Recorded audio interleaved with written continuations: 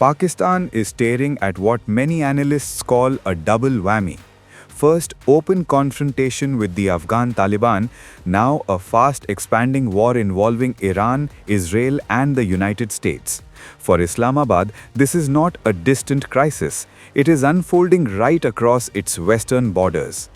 The situation escalated after coordinated US and Israeli strikes on Iran. Explosions were reported in Tehran. Iran promised a crushing response. Ballistic missiles were detected heading towards Israeli territory.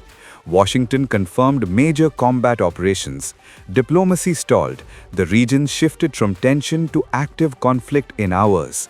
For Pakistan, the timing could not be worse.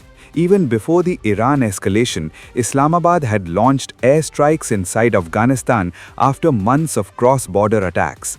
Pakistan's information minister described it as open war.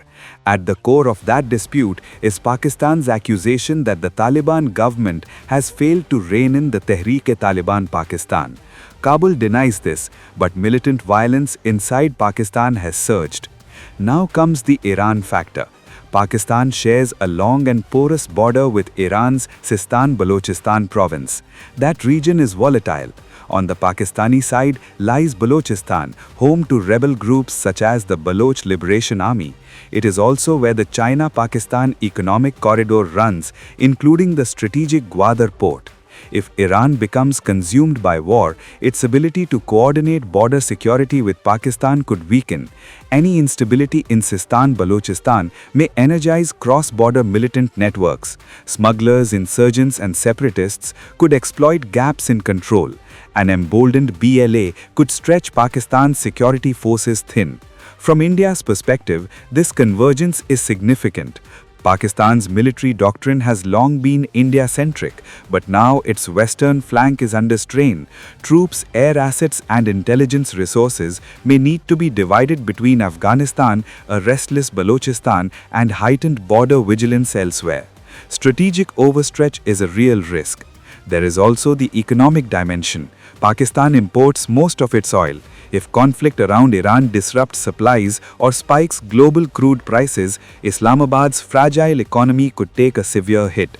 Higher fuel costs would push inflation upward, the import bill would rise, pressure on foreign exchange reserves would intensify. The Strait of Hormuz is critical. A large share of global oil passes through this narrow channel. Any disruption would drive up prices and insurance costs. For an economy already struggling with debt and currency stress, this would be a direct shock. Investor confidence would suffer, the rupee could weaken further, fiscal space would narrow, the government would face a painful choice between higher subsidies or public anger over rising prices. Meanwhile, diplomacy appears weak. Talks between the US and Iran have stalled. Mediation efforts between Pakistan and Afghanistan have not produced a durable ceasefire. Regional actors are urging restraint, but ground realities suggest hardening positions.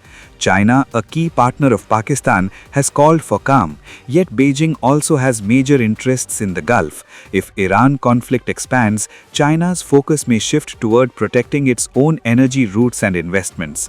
Pakistan cannot assume unlimited backing. The danger for Islamabad lies in this convergence. Active conflict with Afghanistan, potential spillover from Iran, persistent tensions with India, domestic militancy, economic fragility. For India, the development demands close monitoring. Instability in Pakistan's west can alter regional equations. It can reshape security dynamics across South Asia. It can also create unpredictable consequences if militant groups exploit chaos. In simple terms, Pakistan faces pressure from multiple directions at once. First, the Taliban challenge, now a possible Iran war. Together, they could become a destabilizing double blow at a time when the country has very little room for error.